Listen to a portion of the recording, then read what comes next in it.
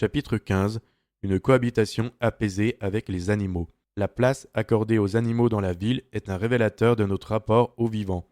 À Saint-Étienne, les animaux sont encore trop souvent considérés comme une nuisance à gérer ou une variable secondaire de l'aménagement urbain, plutôt que comme des êtres sensibles partageant notre environnement.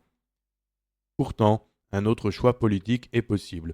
Rompre avec une organisation urbaine fondée sur le spécisme, cette hiérarchisation des vies qui place systématiquement les intérêts humains au-dessus de ceux des autres espèces, et affirmer une ville qui reconnaît les animaux sauvages comme des sujets à part entière. Cela suppose d'anticiper les conflits d'usage, de privilégier les méthodes non létales, de protéger les habitats et d'intégrer le respect du vivant dans chaque décision d'aménagement. Premier point, les animaux domestiques. Former et sensibiliser les agents et agentes municipaux à la gestion du bien-être animal et au signalement des situations de maltraitance. Les agentes et agents municipaux sont souvent les premiers témoins de situations de maltraitance, d'abandon ou de détresse animale.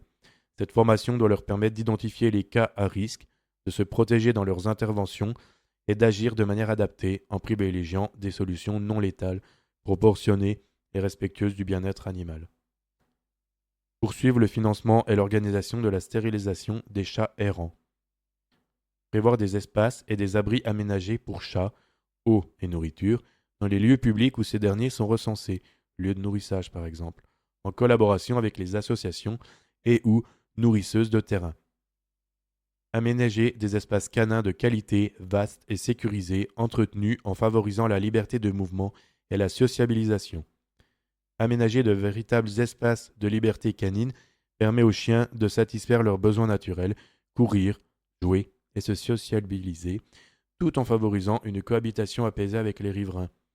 À Saint-Étienne, les rares équipements existants sont peu fréquentés car mal pensés et insuffisamment attractifs, tant pour les animaux que pour leurs accompagnantes et accompagnants. Ouvrir les parcs publics aux chiens lorsque cela est possible et développer une réflexion sur des espaces partagés sécurisés entre humains et chiens en liberté. Garantir la transparence de l'activité des fourrières en publiant sur le site de la commune un bilan annuel de leurs activités. Soutenir les associations de protection animale par le financement et la mise à disposition de locaux municipaux. Actions concernant les animaux sauvages. Aménager des espaces refuges pour les animaux sauvages et maintenir des friches favorables à la biodiversité, en particulier pour les pollinisateurs sauvages. Privilégier les solutions non cruelles contre la prolifération des animaux liminaires, tels que la stérilisation, les pigeonniers contraceptifs ou les dispositifs de dissuasion non traumatisants lorsque ceux-ci existent. Intégrer des critères éthiques liés au bien-être animal dans les marchés publics. Exclusion des produits issus de l'élevage, sans accès au plein air et de la pisciculture intensive, du foie gras, etc. Interdire les cirques exploitant des animaux sauvages, ainsi que toute exploitation d'animaux sauvages à des fins de représentation, de détention ou de reproduction sur le territoire communal. Renégocier les contrats de délégation de services publics afin d'interdire les salons animaliers, vente ou exposition d'animaux vivants dans les équipements municipaux.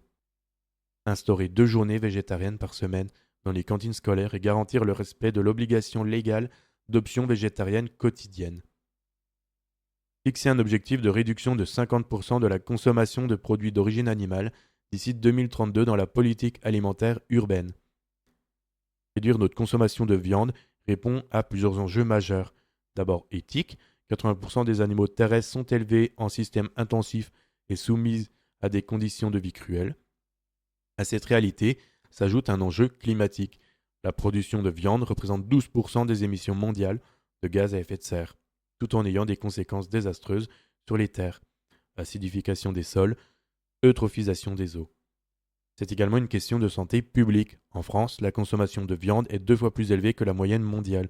Cette surconsommation favorise les maladies chroniques, diabète, maladies cardiovasculaires, certains cancers, et contribue à l'antibiorésistance et à l'émergence de nouvelles pandémies.